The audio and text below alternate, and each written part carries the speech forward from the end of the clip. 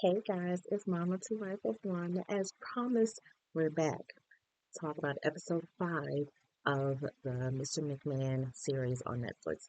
And one of the things I've been complaining about and wanting from the series, I finally got it. It only took 4 episodes, but I finally got it in this fifth episode. The fifth episode is called Family Business.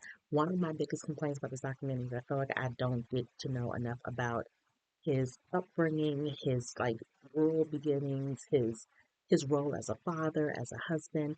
And if you watch wrestling, like I used to watch wrestling, you know that his family is heavily involved. He has his wife Linda, who at least back in the day she would show up and she kind of played her role as a character. And then you have Shane and Stephanie, who also played roles. And Stephanie is actually married to Triple H in real life.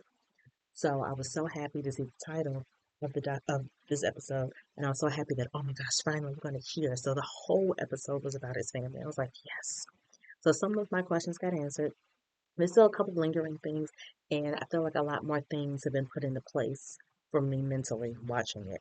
Before I go to the review and recap, please make sure that you share this video, like this video, subscribe to my channel, and also comment below. So now we're going to get into episode 5. So the episode starts with the guy who is the head of the ECW, and he's talking about Vince McMahon. And, he mentioned in the very first episode that he grew up in a trailer park with his mother and his stepfather. And he said that his stepfather was physically abusive.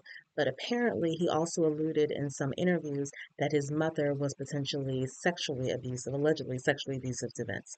And he met his dad when he was 12 years old. He met his wife Linda when he was 16, and they got married when he was 17. And as far as I know, they are still married. So that's something I didn't know that they got married as young as they did. Linda is listed, at least back in the day, as the CEO of WWE/F. She was the one behind the scenes. She doesn't have the big personality that needs to be up front, that needs to be part of the storylines. Like she did it a little bit, but she admitted, my kids are much better at it than I was, and so was Vince. I prefer to just kind of stay my butt back here and do what I need to do and just make sure that the money is rolling in. That's my job. But either way, she said that she thought he was a bad boy and she thought he was attractive. And she came from what seems like a two-parent household, and they seemed like they had, not necessarily were rich, but pretty well-to-do family. And so I think that was probably a lot of the draw for Vince McMahon at that time was he needed, so this is my fake psychotherapist mind. Having grown up the way he did, meeting your father kind of late in life at 12 years old, he doesn't say his dad was necessarily abusive to him, but he definitely has talked often about how he and his father, only thing they had in common was business. That's really the only thing they talked about and the only thing they kind of bonded over. So that means that Vince didn't get from anybody really. He didn't get the sense of family, the cookie cutter sense of family that we all think about. Mom baking cookies, dad, playing catch with you in the backyard, and then them eating at a dinner table every night with their 2.5 kids. This didn't grow up with that. So I feel like he got married as early as he did because he longed for that. But the problem is when you, and okay, this is how I feel.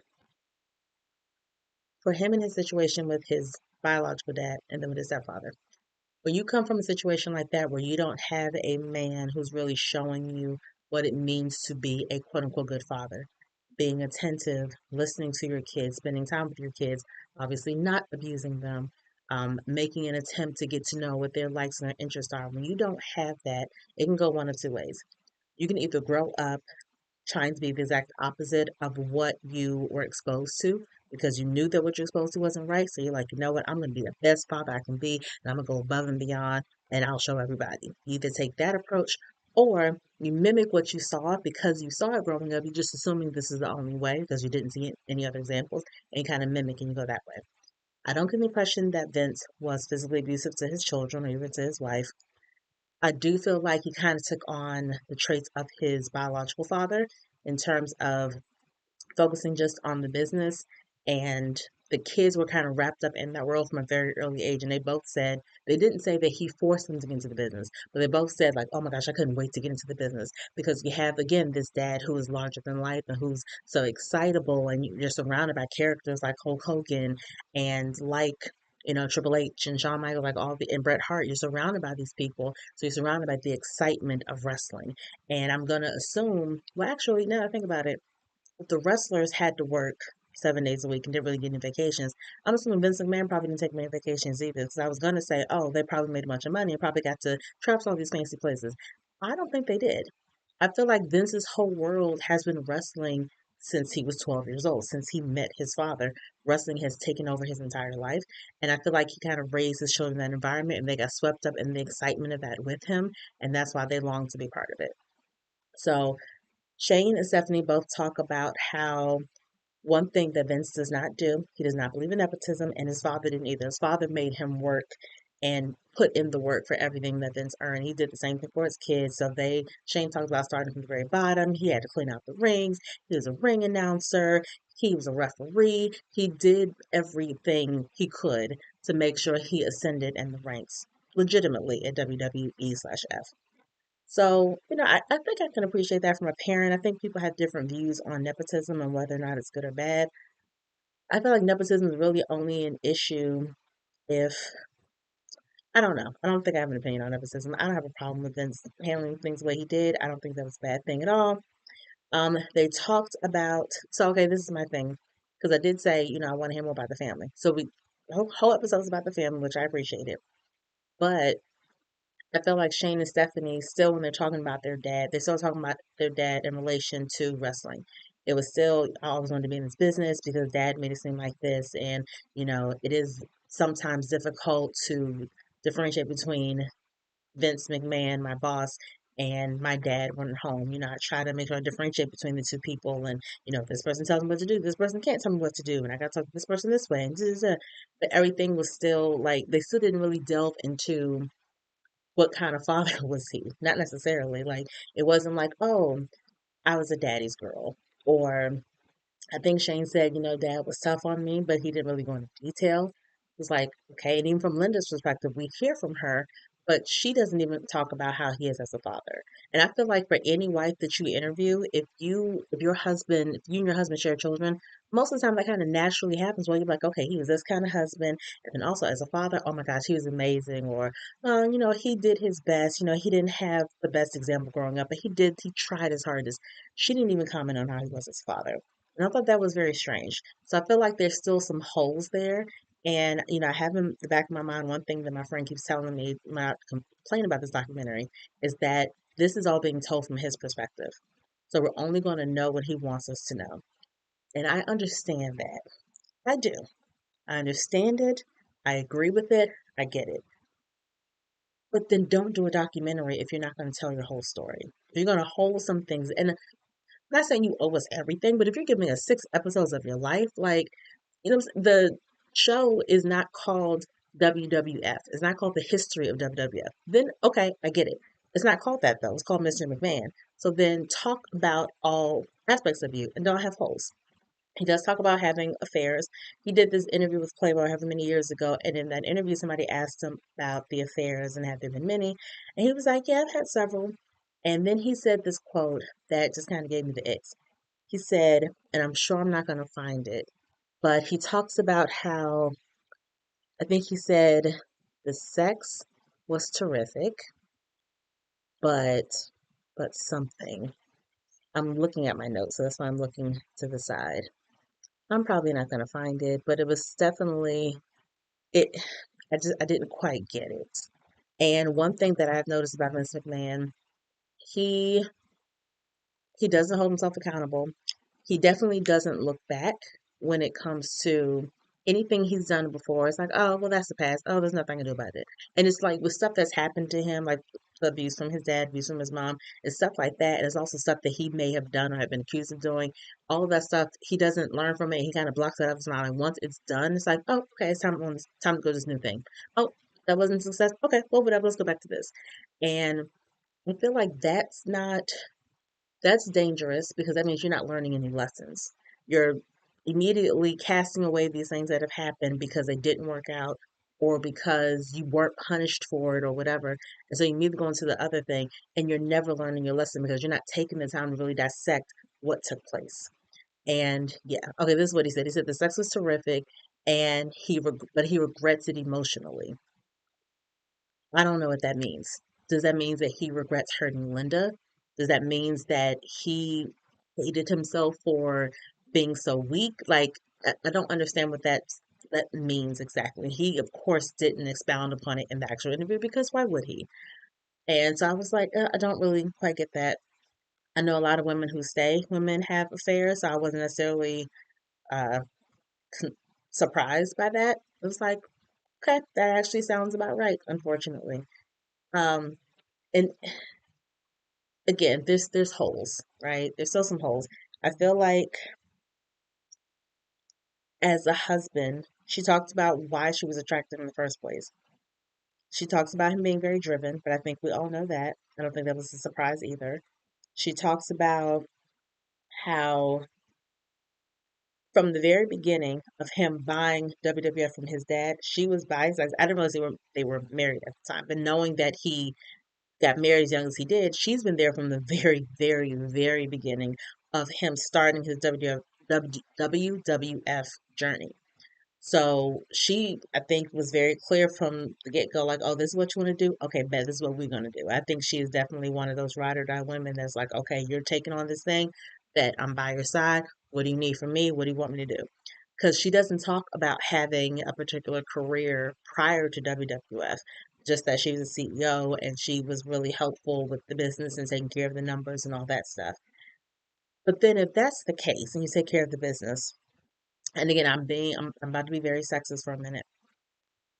As the woman, why, if you are at the helm of the business and you want to think about what's best for the business and what's best for the image and the brand and all that stuff, as a woman, why wouldn't you suggest to your husband, you know what? Maybe the wrestlers need to have a few days off a year.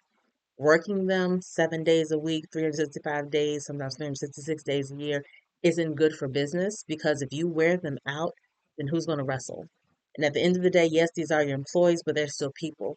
And we'll have happier employees if we're giving them time off, whether it's time off for the holidays or, maybe their schedules, they only work 5 days a week as opposed to 7 days a week. Maybe they only work 9 hours this day as opposed to 11. Like, I don't know if she did make those suggestions. It's not mentioned. So I'm going to assume because it didn't happen that she didn't make those suggestions.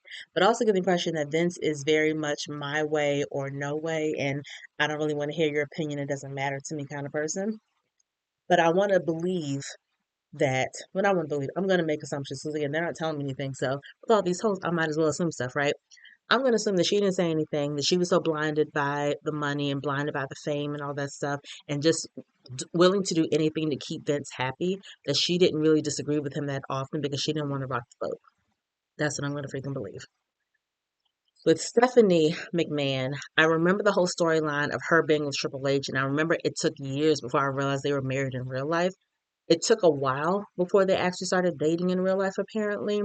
And Vince didn't necessarily push them together, but he likes Triple H as a person. He calls him by his government name in the whole document. He calls him Paul. He's like, Paul's a really good guy. And, Stephanie wasn't really supposed to date Talent, but with the storyline they created of them being married and having eloped, they spent a lot of time together during that storyline. And, sparks flew, and they're still married to this day, have like 2 or 3 kids at this point. But what I do appreciate is that Stephanie put her foot down when they had their wedding, when they were getting married in real life. Vince McMahon was like, "Oh, you know what? It would be great if we put your wedding on pay-per-view." Because again, he's all about the money, all about the business. And I was proud of Stephanie. Stephanie's like, "Absolutely not." Like, I had my limitations. I went out there. I allowed the whole crowd to chant slut at me. And I'm doing this storyline. And I'm dating this person. And I fight you in the ring. And I'm fighting mom. Like, I'll do all this stuff. I will play the game all day long. Because this is what I signed up for. But what I'm not going to do is, I'm not doing that. Some things have to be kept private. Like, we're not doing that. And so I appreciate her for standing up, but I'm also not surprised that Vince made that as a suggestion. I'm sure he was completely serious about it because, again, for him, it's all about the money. So they talk again about Trish Stratus, who was one of the female wrestlers, and the storyline of when she first came on the scene. She was supposed to be the nurse of Linda McMahon. Linda McMahon, supposedly the storyline was that Trish Stratus is this hot looking nurse, but she really wants Vince McMahon for herself. So she is overdosing essentially Linda McMahon. And now Linda McMahon is catatonic and she's in a wheelchair that Trish is pushing her in while she and Vince are like tonguing each other down and just like all this stuff. And I kind of vaguely remember this. And Trish Stratus being interviewed and she was like, yeah, she was like, a lot of that was Linda's idea.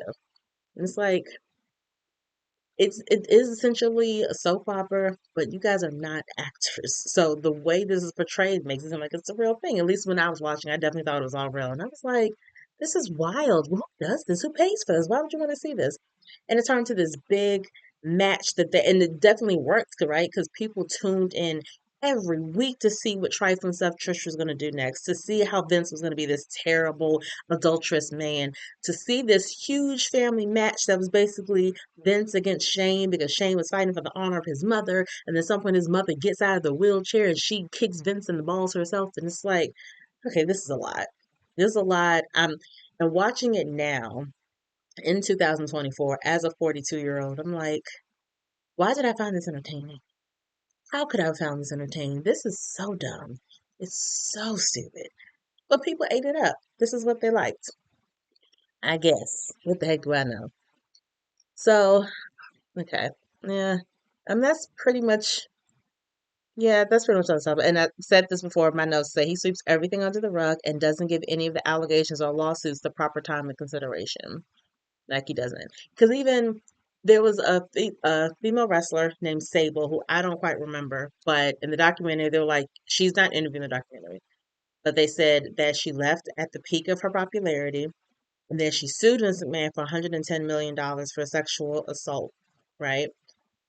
I think they settled after a while, but then she came back to WWE, and her character arc is that she's working as Stephanie McMahon's assistant. But in the show, they showed the clip, Stephanie McMahon is like, how could you hire her back? Don't you know she tried to sue you for $110 million for sexual allegations? I was like, they're just saying this out loud? Like, I know people can look this up, but you're just like putting it in the forefront like that? I thought it was so weird. I thought it was very weird and very strange.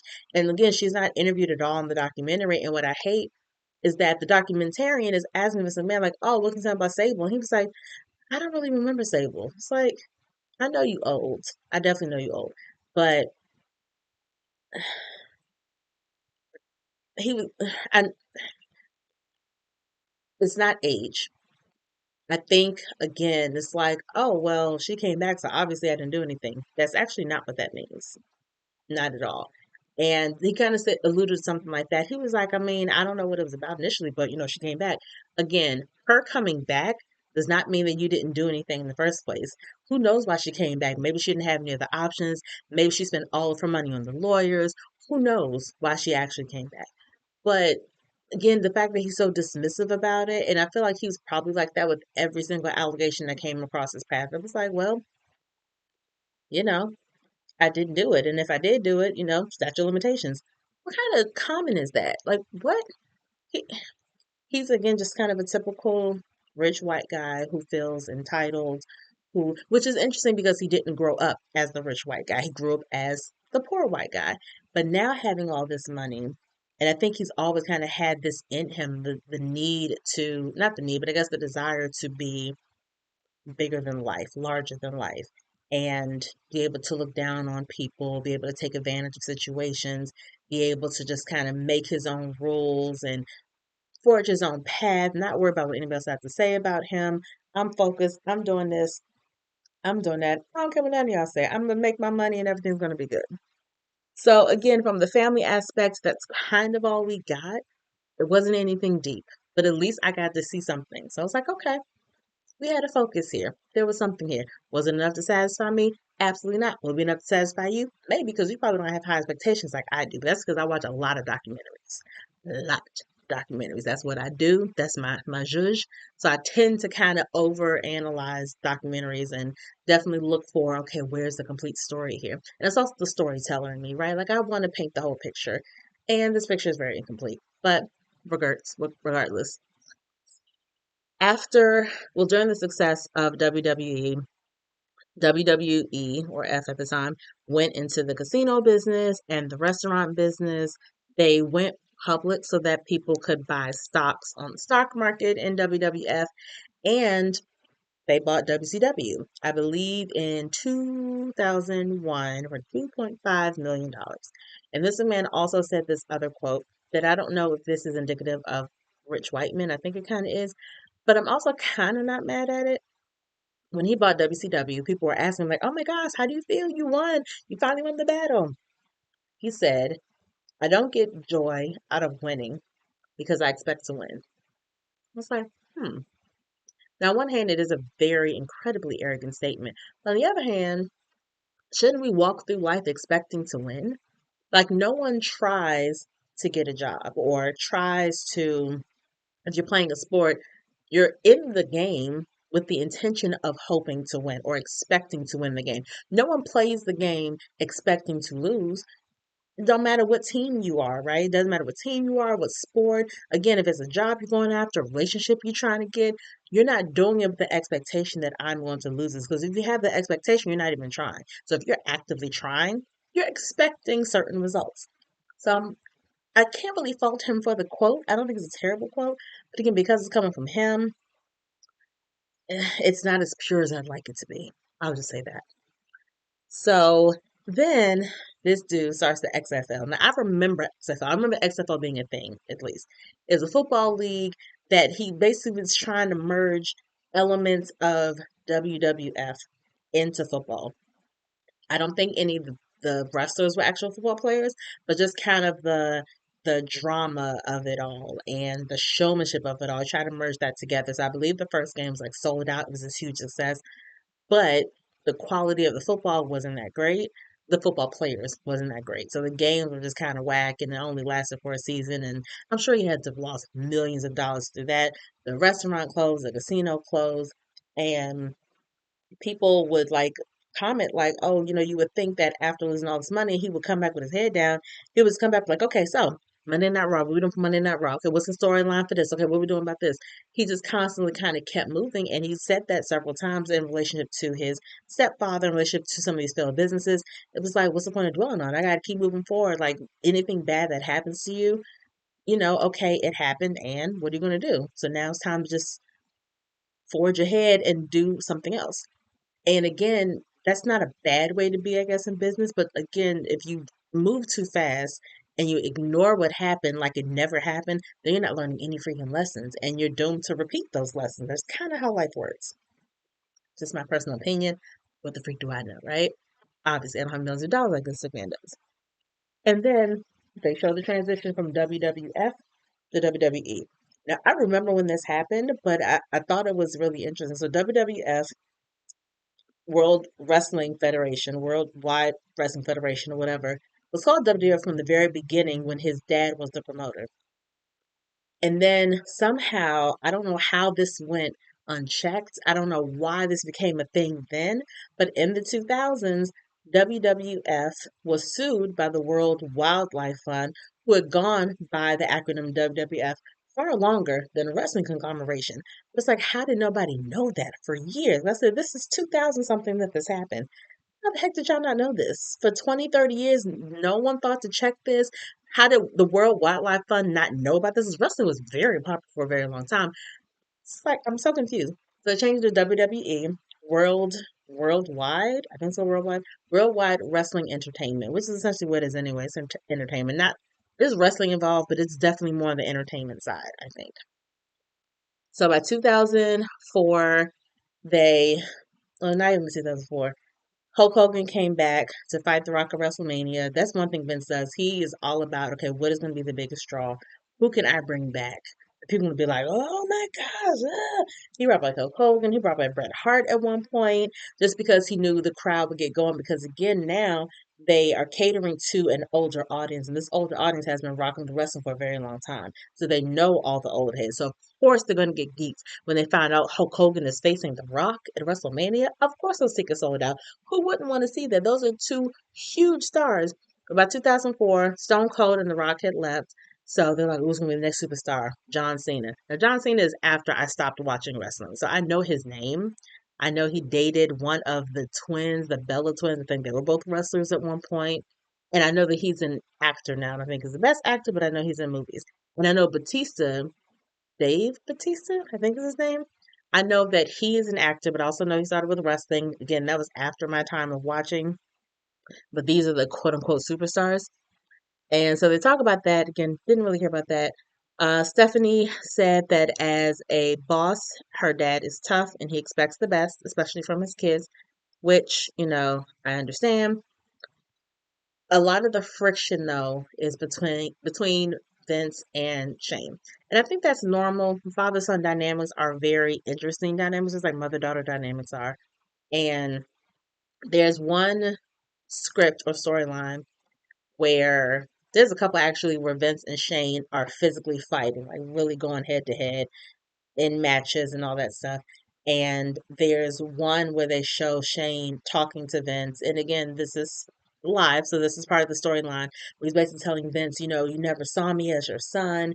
And, this is supposed to be a family business. I'm here to help you, but you never listened to me. And, all I ever wanted was you to be proud of me. And I was like, that part isn't scripted, I don't think. Like it's in the storyline, but I'm like, I feel like that's how Shane really feels. And Shane does talk about how his dad is really tough, how his dad only likes to listen to himself. He doesn't like to take the advice of other people. And, Shane is all about like, yo, this is a family business. So let's do this together. But Vince has always been like, no, this is my business. Like, yes, you're the family, you work for me, but this is my business. So no, I don't need your opinion. I don't need your help.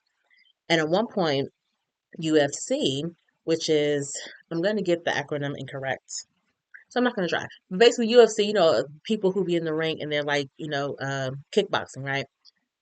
At one point, UFC was for sale, and Shane tried to get his dad to invest. But Shane didn't have enough money on his own to invest, so he needed his dad's help. And his dad was like, no. He said something I thought was very interesting. Vince was like, well, with UFC, it's straight fighting. Like, it's a sport, and we're not sports, we're entertainment. And I was like, I could have sworn wrestling was a sport.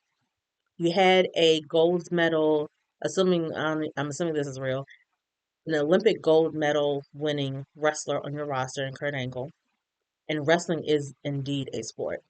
So at best, you're sports entertainment, but for you to say we're entertainment, we're not sports, it's like kind of you are. Like so, he kind of refused, and I think after that, there were a couple other things that Shane brought to his attention that he just wasn't down with, and he what then says is that Shane was trying to get him to step down. Like he felt that it was time to kind of pass away. And then Vince was getting old. It was like, Dad, you've done a lot. I think it's time to entrust me and Stephanie. Let us, take this to the next level or take this to the next whatever. And Vince was like, no, I'm good. And that's kind of what happened. They grew apart. And he has gone on record as saying, you know what? If I had to do it all over again, I would tell people, don't bring your family into business. And that's pretty much how the episode ends. So, again, I'll say that I learned some things. I got what I asked for, so I wanted to hear more from the family. I feel like it's very clear that there are certain things that Linda specifically did not want to talk about. Whenever they mentioned affairs, whenever they mentioned the storylines of them having affairs, or mentioned any of the sexual allegation lawsuits or cases, Linda is nowhere to be found in the documentary. And obviously she was by his side through all of it, but she's not interviewed for any of that. So it's clear that she had no interest in discussing some of the things on camera.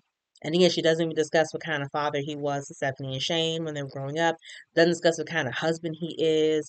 She doesn't discuss any of that. So I was like, that's very glaring to me. But she's stuck beside him. She's still with him. So, you know, obviously the things he's doing don't bother her that much. So, but that's it, guys. We have one more episode left. I don't know what they're going to talk about this last episode. Like, I honestly don't, but we got one more episode left. And I'll definitely do my due diligence and have my notes, and I'll do my review and recap. And it'll post in a few days. And thank you guys so much for being on this journey with me. I appreciate it. Make sure you like this video, share this video, subscribe to my channel, and comment below. And I will see you guys soon. Peace.